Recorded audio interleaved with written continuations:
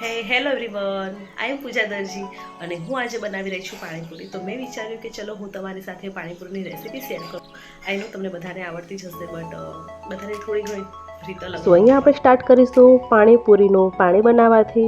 તો ચલો સ્ટાર્ટ કરીએ. અને Let's જો go. હું પાણીપુરીનું પાણી કેવી રીતે બનાવું છું. સો ગાઈસ, મેં અહીંયા એક મોટો બાઉલ કોથમીર લીધી છે, જેને મેં વોશ કરી લીધી છે. અને મેં એક અડધો બાઉલ જેટલો મેં ફુદીનો લીધો છે, એને પણ મેં વોશ કરી લીધો છે. અને 3-4 છે મોટા, એને પણ વોશ કરી લીધા. અને આઈ થિંક અડધો ઇંચ જેટલો મેં આદુનો ટુકડો લીધો છે. 7-8 અંદર મેં મરી નાખ્યા છે. અને અડધી ટીસ્પૂન જેટલું મેં મીઠું એડ કર્યું છે. સો ગાઈસ, અહીંયા હું હવે લઈ રહી છું જલજીરા પાવડર. સો અહીંયા આઈ થિંક અડધી ટીસ્પૂન જેવો, અડધી કે 1 ટીસ્પૂન જેવો મેં જલજીરા પાવડર લીધો છે. અને આ છે સંચળ પાવડર. તો અહીંયા અડધી ટીસ્પૂન જેટલું હું સંચળ લઈશ. સો ગાઈસ, અહીંયા મેં લીધો છે પાછો બીજી વાર આટલો સંચળ પાવડર, જેને હું એડ કરી દઈશ. તો આઈ થિંક સંચળ પાવડર 1 ટીસ્પૂન જેટલો એડ કર્યો છે મેં. એન્ડ હવે હું લઈશ આ લાજવાબનું પાણીપુરી મસાલો. સો એને પણ આપણે એડ કરી દઈએ. સો આને તો મેં અડધું પેકેટ એડ કરી દીધો છે.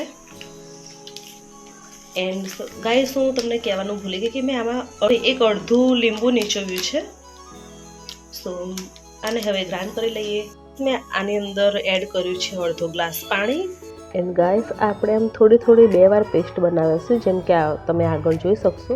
મેં પહેલાં એકવાર બનાવી છે અને કાઢી લીધી છે, ને પાછી ફરીથી બીજી વાર બનાવી છે. હવે ઉતારી લીધી છે અને આપણે એની કન્સિસ્ટન્સી ચેક કરી લઈશું. સો જેવી આપણને જોઈતી હતી એવી જ ફાઇન પેસ્ટ તૈયાર થઈ ગઈ છે. ગાઈસ, હવે આપણે બનાવીશું બીજી પેસ્ટ. સો એના માટે હું ફરી પાછી જે કોથમીર લઉં છું, અંદર આવી થોડી ડાળખી રાખી છે, બિકોઝ એનાથી થોડું એનો ઓરિજિનલ ટેસ્ટ આવે છે. સાથે જેટલી પહેલાં કોથમીર છે એ કોથમીર લઈ લઈશું. અને મેં આ કોથમીરને બધું વોશ કરીને જ રાખેલું છે.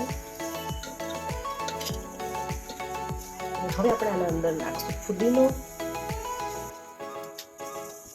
ફુદીનો પણ નાખી દીધો છે. સો ગાઈસ, મેં આના અંદર પહેલી વખતે જ અડધો ઇંચ આદુનો ટુકડો મેં એડ કરી દીધો હતો. જો કે ગ્રાઇન્ડ નથી કર્યું, તો આપણે ફરીથી આ અડધો ઇંચ આદુનો ટુકડો છે એને નાખી દઈશું.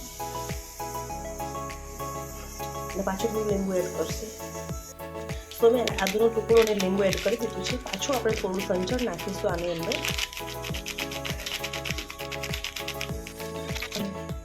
ફરી નાખીશું થોડી જલજીરા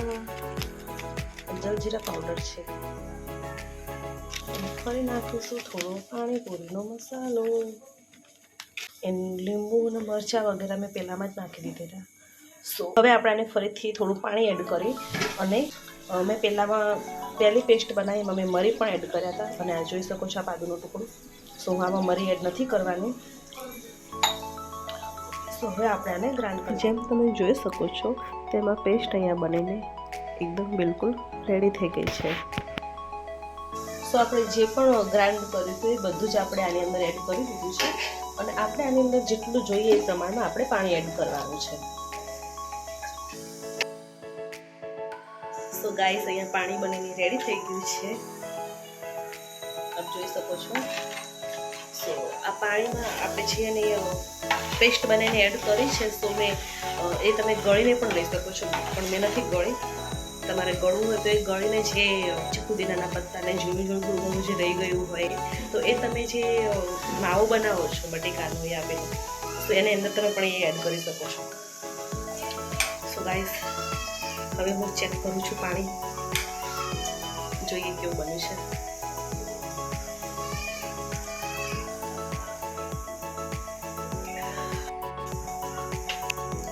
સુપર બન્યું છે. બાકી એનું તીખું છે, માર્કેટમાં જેવું હોય છે એવું જ છે.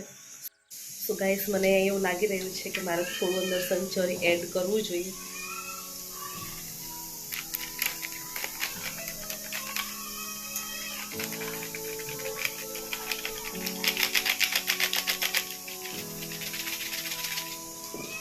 મેં એને લસણ એડ કરી દીધું છે અને હવે હું એને મિક્સ કરી લઈશ.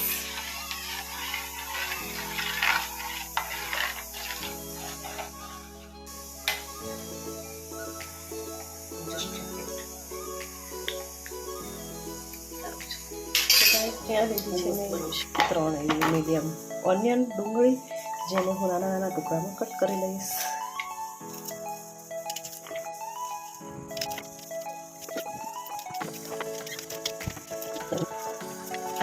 આની અંદર સરસ ગ્રાઇન્ડ કરી દેવાનું છે. એકદમ ઝીણું ઝીણું થઈ જશે. આની અંદર તમારે ચપટી કાપવાની બહુ જરૂર નહીં પડે અને આ ટૂલ જે છે એ બહુ યુઝફુલ છે.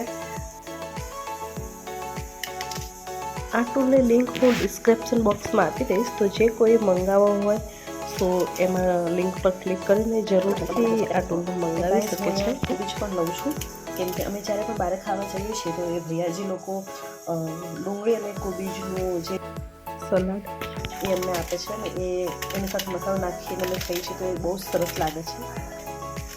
તો હું થોડી કોબીજ પણ એડ કરી દઈશ. સો ગાઈસ, આ છે નું લીડ અને અહીંયાથી એને આપણે બંધ કરી દઈશું સરખું. હવે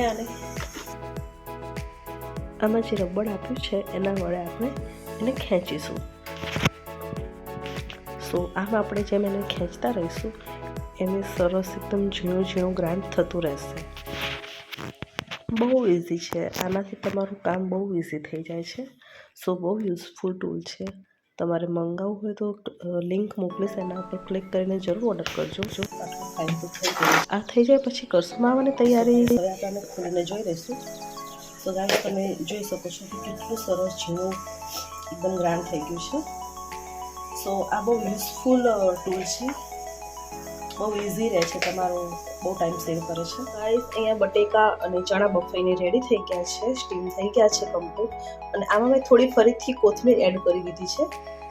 સો હવે આપણે બટેકાને આમ કરીને કાઢી લઈશું. એમ બટેકા બહુ સરસ રીતે સ્ટીમ થઈ ગયા છે, જોઈ શકો છો તમે કેવું લાગે છે. સો ગાઈસ, આમાં એવું હતું કે મેં ઝીણી ઝીણી બટાકી લીધી છે. સો એના માટે મેં એવું કર્યું કે પહેલાં થોડીક વાર જસ્ટ ચણાને મેં સ્ટીમ થવા દીધા અને પછી ગેસ બંધ કરી અને પાછળથી મેં બટેકા અંદરથી એડ કર્યા છે. જો બિકોઝ હું પહેલાં બટેકા એડ કરી દોત ને તો મારા બટેકા એકદમ ગળી જાત બહુ, કેમ કે ચણાને ચડતા થોડી વાર લાગે ને બટેકા છે થોડા ઝડપથી થઈ જાય. હવે આપણે આ બધા બટેકા જે કાઢ્યા છે બારે એને છોલી લઈશું. છોલી અને થોડીક વાર ઠંડા થવા દઈશું. ચણા બાફતી વખતે મેં 1 ટેબલ સ્પૂન મીઠું એડ કર્યું હતું. હવે આ જે ચણા છે એના અંદર આપણે ચોખ્ખું પાણી એડ કરશું અને આ ચણાને વોશ કરી લઈશું. તો આપણા ચણા એકદમ સરસ વોશ થઈ ગયા છે અને સરસ મેશ પણ થઈ ગયા છે, જોઈ શકો છો આપ. સો ગાઈસ, મેં અહીંયા લીધા છે બટાકા, અંદર એડ કર્યા છે ચણા. હવે આપણે એના અંદર એડ કરશું લાલ ચટણી, જે મેં નથી બનાવી, અમારા બાજુવાળા કારીગરે બનાવી છે. તાજા લાલ મોટા મરચાંની અંદર એમને જીરું અને મીઠું નાખીને આ ચટણીની પેસ્ટ તૈયાર કરેલી છે. આટલું આપણે મીઠું નાખશું અને આમાં આપણે નાખશું સંચર પાવડર. આ બધા મસાલામાં તમે તમારા ટેસ્ટ મુજબ વધ ઘટ કરી શકો છો. હવે થોડો નાખશું એના અંદર પાણીપુરીનો મસાલો. એન્ડ હવે આપણે નાખશું આના અંદર ચાટ મસાલો થોડો. આ છે ચાટ મસાલો અને 1 ટીસ્પૂન નાખશું આપણે ગરમ મસાલો. થોડુંક લીંબુ એડ કરશું. હવે આ બધું આપણે મેશ કરી દઈશું.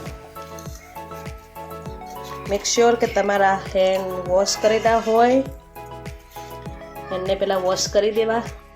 Hygiene is the first. અને આમ બધા બટેકાને ભાગી દેવા. તો પાછા થોડા ચણા એડ કરશું આપણે અને બધું મિક્સ કરી લઈશું.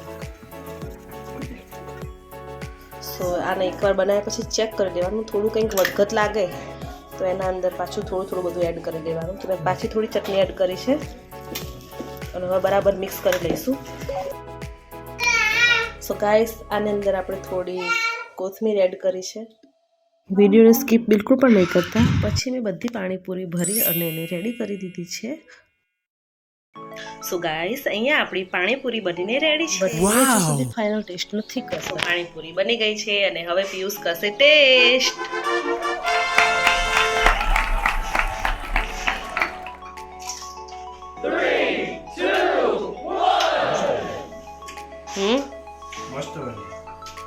સાચું કે ખાલી ખાલી?